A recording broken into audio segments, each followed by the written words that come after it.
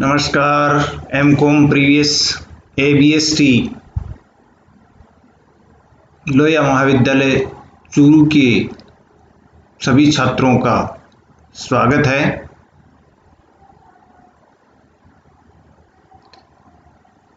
प्रिय छात्रों, आज के इस प्रथम व्याख्यान में हम मैनेजमेंट अकाउंटिंग के इंट्रोडक्शन, उसके मीनिंग, ऑब्जेक्टिव, स्कोप, लिमिटेशंस के बारे में अध्ययन करेंगे, जो आपके एमजीएस विश्वविद्यालय सिलेबस का एक तरह से प्रथम भाग है, यूनिट फर्स्ट का। इस अध्याय में हम प्रबंध लेखांकन की प्रारंभिक जानकारी हासिल करेंगे। हमें पूरे इस पाठ्यक्रम के अंतर्गत, जो आपकी इस पेपर में दिया गया है, इस पाठ्यक्रम के अंतर्गत आपको प्रबंध लेखांकन की बहुत सी टेक्निक्स का आगे अध्ययन करना है। लेकिन इससे पहले हमें ये जानकारी होना जरूरी है कि प्रबंध लेखांकन कहते किसे हैं। हमने अभी तक एक बात अच्छी तरह से पढ़ी है कि लेखांकन की जब अपन बात करते हैं तो हमने अब तक एक वित्तीय लेखांकन के बारे में विशेष तौर से ये समझा है कि भाई वित्तीय लेखांकन किसे कहते हैं। इस बात को हम अच्छी तरह से जानते हैं कि जब जो लेखे होते हैं उनको रिकॉर्ड करना, यानी व्यवहारों को लिखना, जिसको हम रिकॉर्डिंग कहते हैं, फिर उनको वर्गीकृत करना यानी क्लासिफाई करना, जिसके अंतर्गत अपन एक कह सकते हैं कि लेजर मेंटेन करना होता है, और अंत में उसको समराइजिंग करना यानी सारांश तैयार करना, जिसमें कि ट्रायल बैलेंस और अंतिम खाते तैयार किए जाते हैं। ये वित्तीय लेखांकन के अंतर्गत शामिल करते हैं हम। और इस प्रकार से क्या है कि जो इस प्रक्रिया के द्वारा जो सारांश तैयार होता है उसको लाभ हानि खाता और चिट्ठा कहते हैं। लाभ हानि खाता लाभ या हानि की जानकारी देता है, और चिट्ठा किसी निश्चित तिथि को संस्था की आर्थिक स्थिति की जानकारी देता है। ये बहुत साधारण सी बात है, जो हम जानते हैं कि किसी भी बिजनेस के अंतर्गत ये इम्पोर्टेंट जो दो फाइनेंशियल खाते जो हैं वो तैयार किए जाते हैं, लाभ हानि खाता और चिट्ठा। ये जो जिनको हम वित्तीय विवरण भी कहते हैं, ये जो विवरण तैयार किए जाते हैं, ये वास्तव में किसी भी व्यवसाय के गत वर्ष के दौरान की स्थिति को बताते हैं, और ये एक तरह से शव परीक्षा यानी पोस्टमार्टम की तरह होता है। इस वित्तीय विवरण जो होते हैं, लाभ हानि खाता और चिट्ठा, उसको देखने मात्र से प्रबंधकों को बहुत सी जानकारियां नहीं होती हैं, जैसे बाजार की मांग, प्रतिस्पर्धा की स्थिति, सामान्य व्यावसायिक दशाएं, उत्पादन, सामग्री, श्रम, प्रशासन, विक्रय, वितरण, ये व्यय से संबंधित जानकारियां, ये केवल देखने मात्र से ही उनको उपलब्ध नहीं होती हैं। प्रबंध को इन चीजों की बहुत जरूरत पड़ती है। केवल मात्र एक कागज के टुकड़े पर ये देख करके कि ये लाभ बता रहे हैं और ये हानि बता रहे हैं, इस एकमात्र सूचना से वो प्रबंधक अपने निर्णय नहीं ले पाते हैं जो उनके लिए जरूरी होती हैं। तो वित्तीय विवरणों की जो सूचनाएं होती हैं उनको प्रबंध के हिसाब से व्यवस्थित करते हुए उनको प्रस्तुत करना, ये प्रबंध लेखांकन का महत्वपूर्ण कार्य होता है। यानी प्रबंध लेखांकन क्या करता है, जो लेखांकन की सूचनाएं होती हैं उनको प्रबंध के लिए उपयोगी बनाता है, जिससे प्रबंध उन सूचनाओं को देख करके अपना नियोजन और निर्णय करते हैं और विभिन्न व्यवसाय की क्रियाओं का या प्रबंधकीय क्रियाओं का संपादन करते हैं।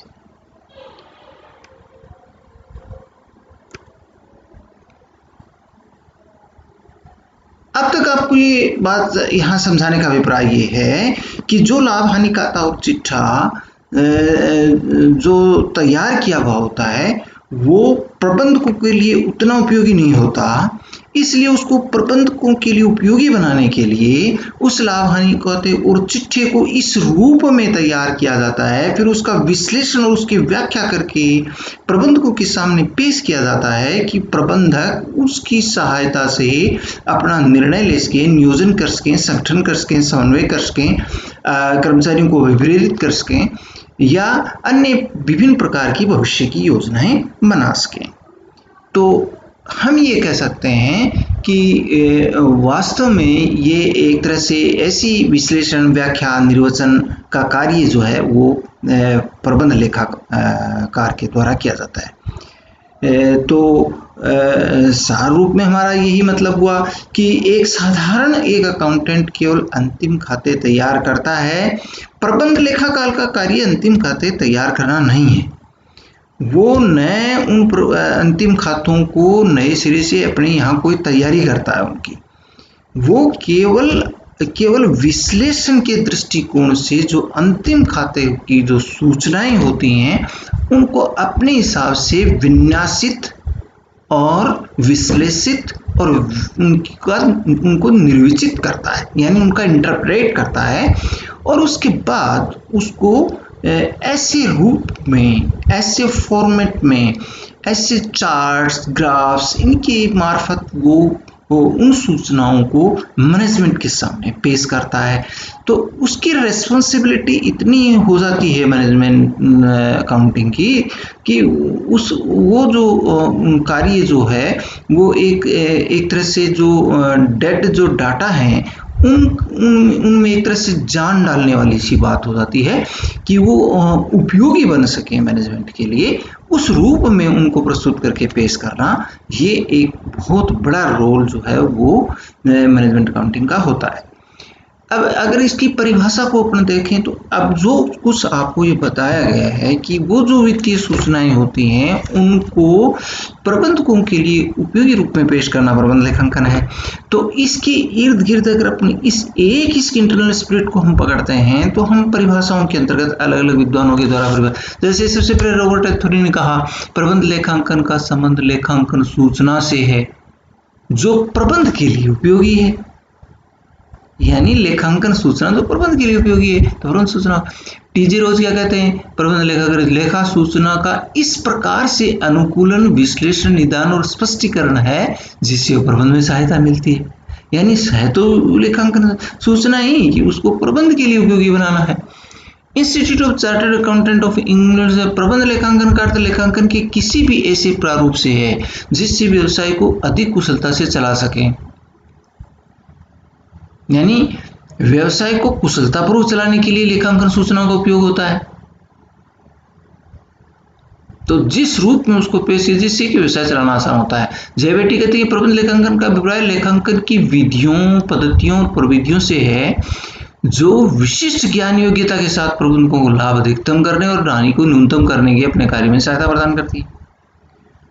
आखिर तो अल्टीमेटली तो अपन जानते हैं कि किसी भी बिजनेस में लगे हुआ ईच एंड एवरी कंपोनेंट, चाहे वो प्रबंधक हैं, चाहे वो स्वामी हैं, चाहे वो कर्मचारी हैं, चाहे वो लेखापाल लेखाकार हैं, सबका एकमात्र ऑब्जेक्ट क्या होता है, लाभ को अधिकतम करना या हानियों को न्यूनतम करना, लागतों को कम करना या लाभों को अधिकतम करना।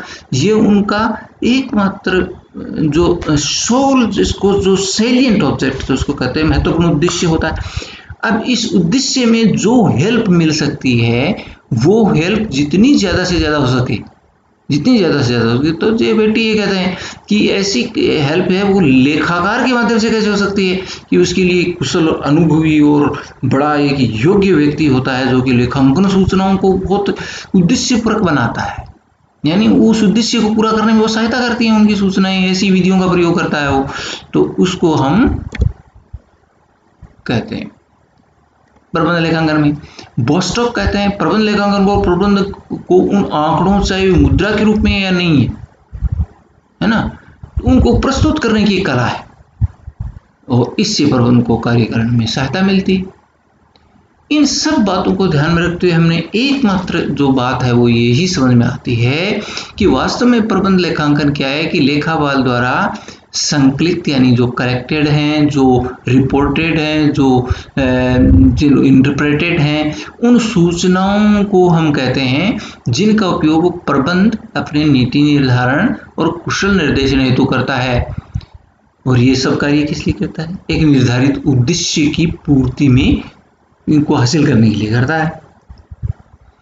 तो सार रूप में एक सेंटेंस ये कहता है कि accounting service to management is called management accounting, यानी वास्तव में प्रबंध लेखांकन प्रबंध को लेखांकन की सेवा है। ये सब परिभाषाओं का मैंने पहले भी आपको बताया कि भी आपकी है कि इस परिभाषाओं का सार क्या हुआ कि लेखांकन सूचनाओं का इस रूप में प्रकटीकरण जो प्रबंध के लिए योजनाएं बनाने, निर्णय लेने या अपने प्रबंध के कार्य को संपादित करने में सहायता मिल सके और वे अपने निर्धारित उद्देश्य को यानी लाभ को कमाने या लागत को कम करने में सफल हो सकें। यही प्रबंध लेखांकन का अभिप्राय है।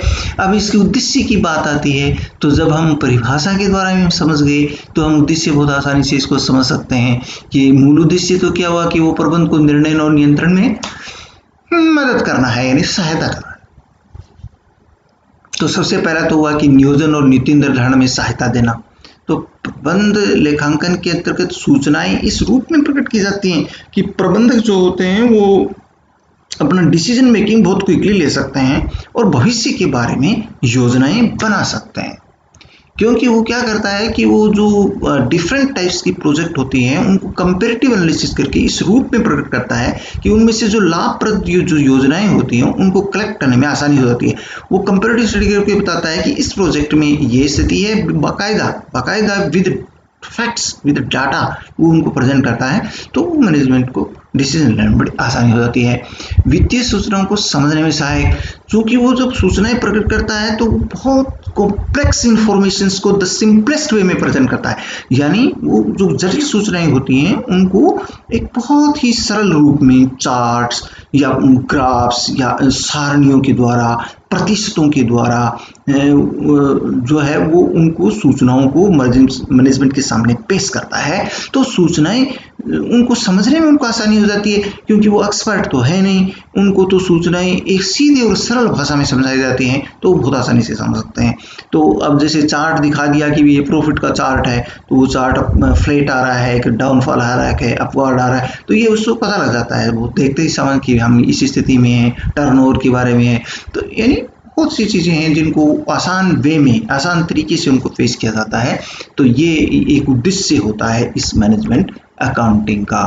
नियंत्रण में सहायता करना, निश्चित रूप से ये बात सही है कि प्रबंध लेखांकन होता है वो के अंतर्गत क्या होता है कि वो पूर्व के जो डाटा होते हैं, फिर वर्तमान के डाटा होते हैं, भविष्य के डाटा, तो भविष्य के बारे में अनुमान होते हैं, तो वो भी जो अनुमान लगाए जाते हैं उनको वास्तविकता से तुलना करके उनकी डिफरेंसेस की कॉजेस क्या हैं उनको हाईलाइट करता है।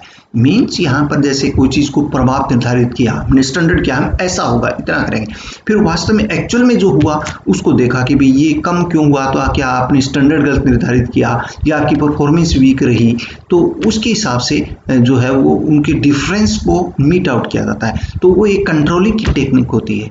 हम जैसे अपने साधारण बात है, हम अपने आप पर भी कंट्रोल करते हैं, तो क्या then first fix the targets, हम लक्ष्यों को निर्धारित करते हैं, फिर हम उनके लिए प्रयास करते हैं, अचीव करते हैं, तो उसमें फिर हम देखते हैं कि हमें 5 घंटे में काम करना था, हम 3 घंटे में किया, 4 में किया, या 6 में लग गए, तो ज़्यादा लगे तो क्यों लगे, बिल्कुल बहुत ही कम लग गया तो इसका मतलब आपने टारगेट ढंग से निर्धारित नहीं किया या आपको रीथिंक करने की आवश्यकता है।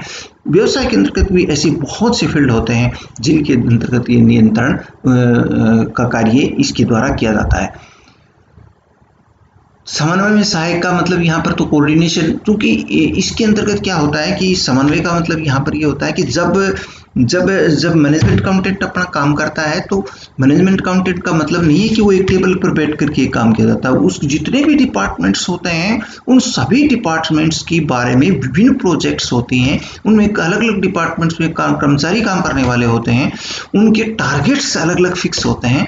तो उन सबसे बात करके उनकी सबकी योजनाओं को शामिल करते हुए उनकी सबकी कॉस्ट और उनकी परफॉर्मेंस, उनकी वित्तीय खर्चों का अनुमान के बारे में जानकारी लेते हुए वो कार्य करना पड़ता है। ये नहीं है कि वो एक अकेला लड़का कार है वो सब कुछ कर लिया।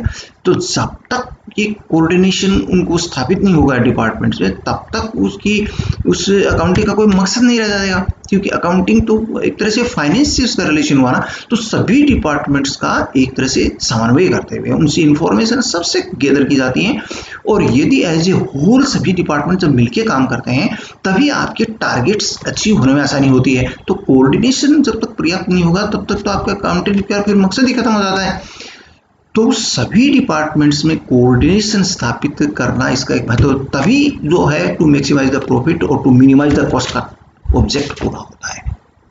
तो ये समन्वय स्थापित करने का काम जो है वो इसके अंतर्गत क्या जाता है, निर्णय में सहायता, डिसीजन मेकिंग में सहायता। जैसे मैंने अभी आपको बताया कि वो जब मैनेजमेंट को निर्णय लेना होता है कि हमें अपने expense for the expansion of the business, यानी व्यवसाय के विस्तार के लिए हमें 2-3 तरीके की प्रोजेक्ट्स आपके सामने, उसमें से आपको एक प्रोजेक्ट के बारे में डिसीजन लेना है। तो with facts, with data, with relative और कंपेरेटिव कॉस्ट और उसके जो है रेवेन्यू एक्सपेंशन, इनको ध्यान में रखते हुए वो निर्णय, वो एक अपना जो है वो सुझाव पेश करता है। तो इससे मैनेजर्स को निर्णय लेने में आसानी हो जाती है, क्योंकि वो स्टडी कंपेरेटिव होती है। तो ऐसे बहुत से फील्ड होते हैं, जैसे प्रोडक्शन के बारे में डिसीजंस हो सकते हैं, उसकी प्राइसिंग के बारे में डिसीजन हो सकते हैं, उसके बारे में डिस्ट्रीब्यूशन चैनल्स के बारे में उसके डिसीजंस हो सकते हैं। तो ऐसे जो विभिन्न निर्णय के फील्ड्स हैं उनके अंतर्गत उसमें ये उसकी सहायता करना होता है। कर्मचारियों को प्रेरित करना, तो कर्मचारियों में जो मोटिवेशन आता है वो मोटिवेशन क्या आएगा कि जैसे मान लीजिए कर्मचारियों के लिए कुछ टारगेट्स निर्धारित किए गए कि आपको ये टारगेट अचीव करना है, क्योंकि आजकल समय टारगेट्स का है, हर एक को टारगेट दिए जाते हैं, लक्ष्य आपको ये हासिल करना है। अब वो टारगेट्स जब हासिल करने के लक्ष्य दिए जाते हैं तो उसके पीछे मोटिवेशनल फोर्सेस काम करते हैं, यानी कुछ अभिप्रेरण योजनाएं होती हैं, मोटिवेशनल स्कीम्स होती हैं। वो मोटिवेशनल स्कीम कौन सुझाव देता है? वो मैनेजमेंट अकाउंटिंग सुझाव देता है। मैनेजमेंट का जो अकाउंटिंग के द्वारा के अंतर्गत जो जिन मोटिवेशन स्कीम्स को इंट्रोड्यूस करते हुए लक्ष्य हासिल करने की बात होती है, तो वो कार्य कौन करता है? वो कार्य जो है वो एक मैनेजमेंट अकाउंटिंग के अंतर्गत किया जाता है। संचार में सहायता करने का मतलब कम्युनिकेशन जो है उसके अंतर्गत सहायता करने का मतलब ये है कि जो सूचनाएं उचित व्यक्ति के पास उचित समय पर पहुंचे, उचित सूचनाएं उचित व्यक्ति के पास उचित समय पर पहुंचे, तभी आपके टारगेट हासिल होंगे। तो ये कार्य कौन करता है? ये कार्य करता है एक मैनेजमेंट अकाउंटिंग के अंतर्गत किया जाता है। और ऐसी मैनेजमेंट अकाउंटिंग में एक मैनेजमेंट इंफॉर्मेशन सिस्टम, जिसको हम बोलते हैं MIS, वो मैनेजमेंट इंफॉर्मेशन सिस्टम वर्क करता है। और वो सिस्टम जब वर्क करता है तो सूचनाएं बहुत रैपिडली टॉप मैनेजमेंट के पास पहुंचती। तो ये एक जो काम है वो मैनेजमेंट अकाउंटिंग के अंतर्गत किया जाता है। और अगर ये सूचनाएं समय पर उचित व्यक्ति के पास उचित समय पर उचित सूचनाएं जब पहुंचेंगी तो मैनेजमेंट को बहुत बड़ी मदद मिलती है, क्योंकि इससे मैनेजमेंट है वो क्या, नियोजन, समन्वय, नियंत्रण, निर्णय, संगठन, ये जो काम होते हैं एक मैनेजमेंट के, वो कार्य बहुत आसानी से संचालित किया जा सकता है। तो ये एक कुछ महत्वपूर्ण ऑब्जेक्ट्स हुए मैनेजमेंट अकाउंटिंग। इसको हम इम्पोर्टेंस भी कह सकते हैं कि इनकी इम्पोर्टेंस किस लिए आवश्यक है, इनकी ये इम्पोर्टेंस है, लेकिन इसके ऑब्जेक्ट ये चीज़ें करना इसका एक महत्वपूर्ण उद्देश्य होता है कि वो संचार में सहायता। अब बात आती है कि स्कोप क्या होता है इसका। अब स्कोप के अंतर्गत अगर अपन ये कहें कि मैनेजमेंट अकाउंटिंग का स्कोप क्या होता है, तो मैनेजमेंट अकाउंटिंग का स्कोप बहुत व्यापक स्कोप हो गया, क्योंकि हम इसको केवल एक सीमित क्षेत्र तक इसको नहीं ले जा सकते। एक सीमित क्षेत्र के अंतर्गत तो एक अकाउंटिंग का कोई पार्ट कर लिया कि वित्तीय लेखांकन कर लिया, लागत लेखांकन कर लिया, तो ये हो गया, ऐसा नहीं है। ये वित्तीय सूचनाओं को तैयार करने से भी इसका संबंध है, लागत सूचनाएं को भी तैयार करने का इसका संबंध है। वित्तीय सूचनाओं और लागत सूचनाओं को जो है वो फॉर्मेट करते हुए विश्लेषण के उद्देश्य से उनको अरेंज करना, फिर उनसे डाटा विश्लेषण करना, तैयार करना, ये सब प्रबंध लेखांकन के क्षेत्र के अंतर्गत आ जाते हैं। तो इसको अपन ये कह सकते हैं कि इसका संबंध केवल भूतकाल से नहीं होता। अब अगर फाइनेंशियल अकाउंटिंग की बात करें, इसका संबंध केवल भूतकाल से है। लागत लेखांकन में केवल लागत लेखे तैयार करने की बात आती है, लेकिन मैनेजमेंट अकाउंटिंग भूत, वर्तमान और भविष्य तीनों चीज़ों को ये ध्यान में रखते रहते हैं। अब आप कह सकते हैं भविष्य के बारे में क्या होगा, लेकिन प्रबंध लेखांकन का भविष्य से क्या संबंध होगा। जब कोई बजट तैयार किया जाता है, जैसे बजटरी अकाउंटिंग है, तो बजट तैयार करने का मतलब भविष्य के बारे में है, एक योजना है भविष्य के बारे में। जब निर्णय लेने की बात आती है, डिसीजन मेकिंग की बात आती है, तो भविष्य के बारे में निर्णय लेना होता है। तो ये भूतकाल को भी ध्यान रखता है, लेकिन ये भूतकाल भविष्य को भी ध्यान रखता है। तो भविष्य की जो योजनाएं, निर्णय, बजट बनाना है, भविष्य के लिए नियंत्रण, कॉस्ट को कंट्रोल करना है, तो आपके पास्ट भी काम आता है। तो पास्ट, प्रेजेंट और फ्यूचर तीनों चीजों को सम्मिलित करते हुए काम करने का कार्य, तो तीनों चीजें इसमें सम्मिलित हो जाती है। तो अब इसमें हम कह सकते हैं कि सामान्य लेखांकन की बात आती है, इसकी क्षेत्र की जब बात आती है तो उसमें एक सामान्य लेखांकन के, सामान्य लेखांकन का मतलब वित्तीय लेखे तैयार करना, यानी profit and loss account, balance sheet बनाना, ये सामान्य लेखांकन की बात हुई। तो ये इसके अंतर्गत सम्मिलित किया जाता है। फिर बात आई लागत लेखांकन की। तो लागत लेखांकन के अंतर्गत मुख्य रूप से क्या है कि जैसे प्रमाप लागत है, बजट नियंत्रण है, तो बजटरी नियंत्रण है, प्रमाप लागत है, सीमांत लागत से संबंधित खाते वो तैयार करना है, स्कंद नियंत्रण है, इन्वेंट्री कंट्रोल कहते हैं। तो ये सब कार्य लागत लेखांकन के अंतर्गत आते हैं, लेकिन ये प्रबंध लेखांकन के भाग होते हैं। तो चाहे वो प्रमाप लागत लेखांकन है, चाहे बजटरी नियंत्रण है, चाहे मार्जिनल कॉस्टिंग है ना, और चाहे वो इन्वेंट्री कंट्रोल है, ये सब लागत लेखांकन के भाग होते हैं और ये प्रबंध लेखांकन के अंतर्गत आते हैं। रेस्पॉन्सिबिलिटी अकाउंटिंग, जिसको हम उत्तरदायित्व लेखांकन कहते हैं, प्रत्येक कर्मचारी को उसके कार्यों के लिए उत्तरदायी ठहराना, इसको प्रबंधन, कई बार कहते हैं ना कि भाई इसके लिए आपको अकाउंटेबिलिटी फिक्स करनी चाहिए, किसी भी काम करने की अकाउंटेबिलिटी फिक्स करनी चाहिए, आपकी रेस्पॉन्सिबिलिटी फिक्स करनी चाहिए। आपका जो टारगेट दिए गए थे उसको अचीव क्यों नहीं, तो आपका इसके अंतर्गत क्या रोल रहा, या आपकी इसमें क्या कमी रही। तो ये जो उसको कहते हैं प्रत्येक कर्मचारी का उत्तरदायी ठहरा सके, ऐसे कार्यों का विभाजन जो है वो श्रमिक से इसके अंतर्गत आते हैं। तो अब जब लक्ष्य निर्धारित किए जाते हैं, जब कोई कार्य का आवंटन हो जाता है, तो कार्य पूरा नहीं होगा तो उत्तरदायी कौन होगा, जो काम जिसको दिया गया वो नहीं करता है। तो ये सब चीजें जो होती हैं वो इसके अंतर्गत आती हैं, क्योंकि जब लक्ष्य वित्तीय होते हैं तो प्रबंध लेखांकन इन्वॉल्व हो जाता है, और इसलिए कर्मचारियों के उत्तरदायित्व का निर्धारण इस क्षेत्र के अंतर्गत आता है। अब आंतरिक अंकेक्षण की बात हुई, इंटरनल ऑडिट होता क्या है कि जब किसी भी प्रबंध के अंतर्गत जब अगर इंटरनल ऑडिट भी इसका भाग होता है, किसका, प्रबंध लेखांकन के अंतर्गत, यानी इसके स्कोप के अंतर्गत आ जाती है इंटरनल ऑडिट। एक तो होती है अनिवार्य अंकेक्षण, या जिसको अपन स्टैट्यूटरी ऑडिट कहते हैं, जिसको वैधानिक अंकेक्षण कहते हैं, या जिसको फाइनल ऑडिट भी कहते हैं, अंतिम अंकेक्षण, जो कि एक एक्सटर्नल ऑडिटर के द्वारा, यानी बाहरी अंकेक्षक द्वारा तैयार किया जाता है और जिसको एक विधि सम्मत मान्य होती है। ये जो इंटरनल ऑडिट होती है, ये अपने ही स्टाफ के अंकेक्षण के लिए, उसकी जांच करने के लिए, और उसी के अपने स्वामी के द्वारा बैठाई गई होती है। तो वो जो इंटरनल ऑडिट होती है वो भी इस मैनेजमेंट अकाउंटिंग का भाग होती है। वो आंतरिक निरीक्षण करता है, वो आंतरिक नियंत्रण करता है, और उन इंटरनल, यानी इंटरनल ऑडिट, इंटरनल चेक, ये इंटरनल कंट्रोल सिस्टम के टूल्स होते हैं। आंतरिक नियंत्रण कैसे स्थापित किया जाए स्टाफ के ऊपर, इसके लिए इंटरनल चेक और इंटरनल ऑडिट दो महत्वपूर्ण औजार होते हैं।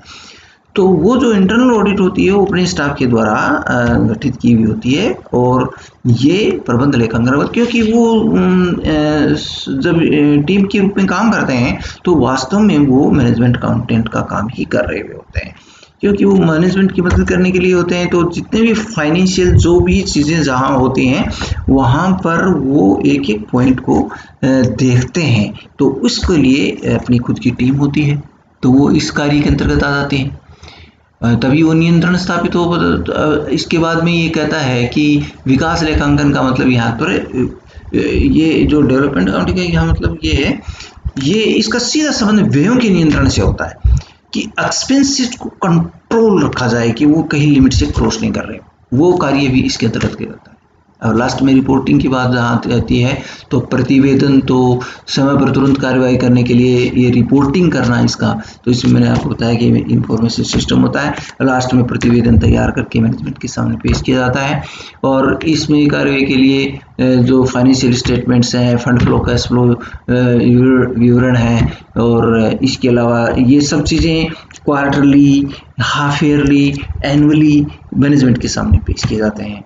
तो ये प्रतिवेदन, तो रिपोर्ट जो होती है वो एक थोड़ी सी इस रूप में होती है कि एक्चुअल में जो प्रतिवेदन पेश किया जाता है मैनेजमेंट के सामने वो पूरे उस प्रबंध लेखाकार के द्वारा की गई क्रियाओं का एक सार होता है, और वो मैनेजमेंट के सामने पेश करता है, और वो रिपोर्ट ही वास्तव में उनके निर्णयों का आधार होती है।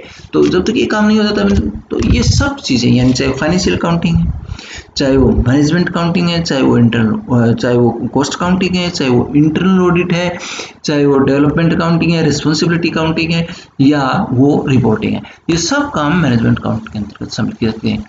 इसके बाद में अपन देखते हैं कि इसकी सीमाएं क्या है। में अपन जब देखेंगे इसकी सीमाएं क्या है, सीमाओं का मतलब यहाँ इनके दोष नहीं है, प्रबंध लेखांकन की कुछ लिमिट्स के अंतर्गत वो काम करते हैं।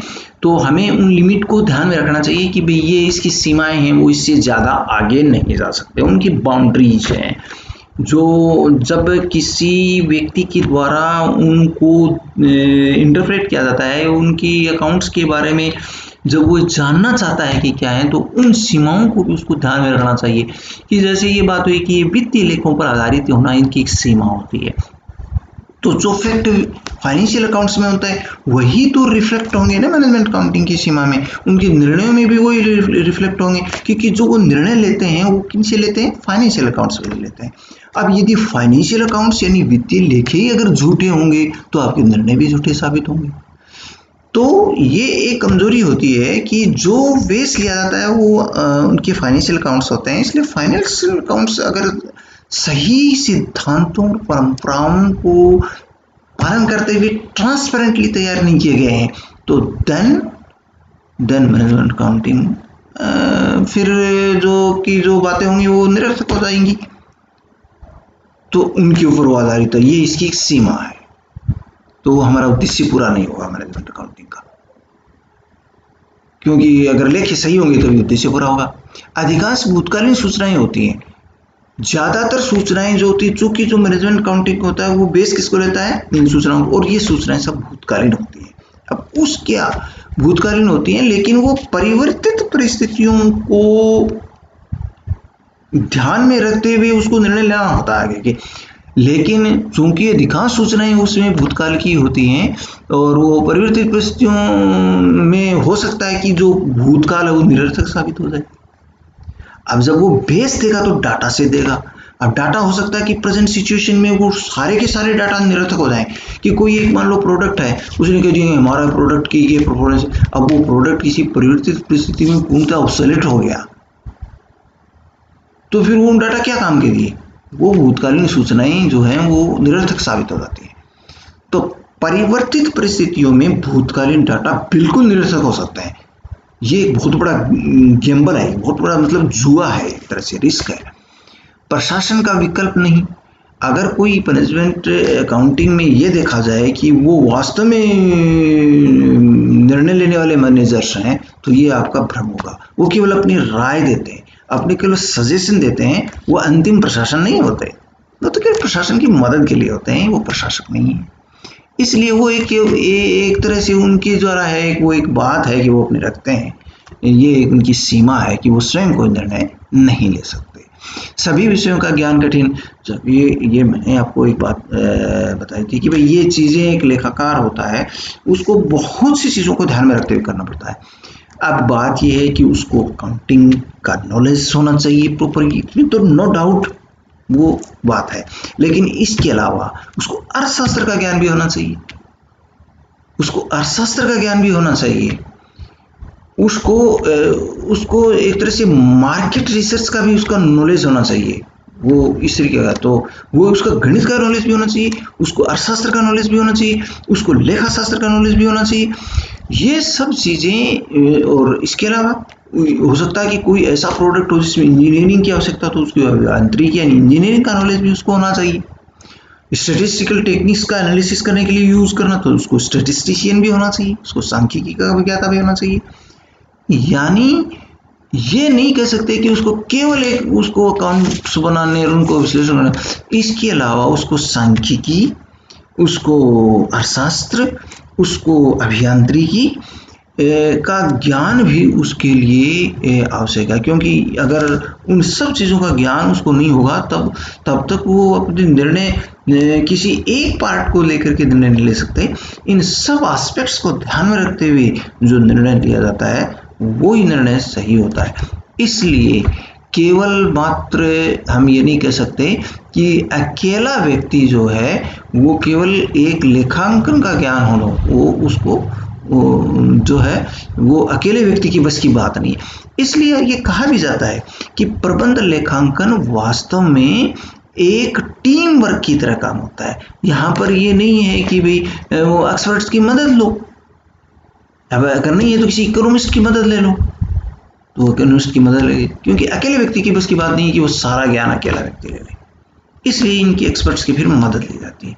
तो एक सीमा है कि उसका नॉलेज, प्रबंध लेखाकार का नॉलेज की सीमाएं हैं। उसको अर्थशास्त्र का भी ज्ञान हो ये जरूरी नहीं है, इसको हो सकता है मनोविज्ञान का नॉलेज भी उसकी जरूरत पड़े, उसको इंजीनियरिंग की नॉलेज की जरूरत, तो सारे व्यक्ति की, एक व्यक्ति की बस की बात है, ये कि इसकी लिमिट है, जबकि ये जरूरी है सब चीजें। विषय परकता का मतलब यहाँ पर व्यक्तिगत निर्णय से प्रभावित हो सकता है। कई बार क्या होता है कि व्यक्ति अपने सोच या अपने विचार के इस आधार पर या अपनी भावना के आधार पर उसको निर्णय को बदल देता है। तो यहाँ पर चूंकि मानवीय जहाँ पर हस्तक्षेप होता है, तो मानव के अंदर ये भावनाएं विशेष के हिसाब से वो अपनी निर्णय दे सकता है, डिसीजन उसमें दे सकता है। तो ये एक इसकी सीमा रहती है। तो ये उसके सूचना देने वाले की उसके चरित्र, विचार और भावनाओं का प्रभाव जो है वो विश्लेषण निर्वचन पर पड़ता है। जो व्यक्ति जिससे सूचनाएं कलेक्ट की जाती हैं वो कैसी सूचनाएं देता है उसके ऊपर भी डिपेंड कर जाता है। तो ये सीमाएं जो हैं वो व्यक्तिगत पर्सनल डिसीजंस के आधार पर इसकी लिमिटेशन है।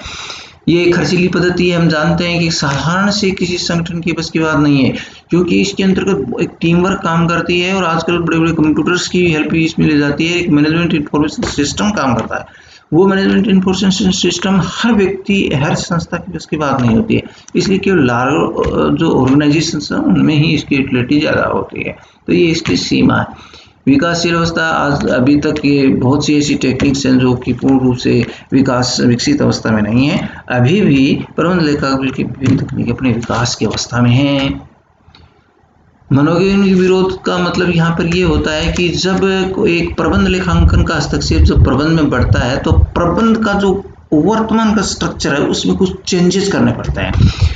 तो जब किसी प्रेजेंट स्ट्रक्चर में जब चेंज होता है तो प्रबंधक उसके लिए इजीली तैयार नहीं होते, वो एक मानसिक रूप से वो तैयार नहीं होते, क्योंकि प्रबंधक होगा वो एक प्रबंध लेखापाल होगा, तो प्रबंध लेखापाल कहेगा कि भाई मैं जो काम कर रहा हूँ उसे मुझे ये चेंजेस चाहिए, तो वो थोड़े से उसके अनुसार उनको कोऑर्डिनेट करने में थोड़ी परेशानी आ सकती है कि वो उसके लिए तैयार हों या नहीं हो।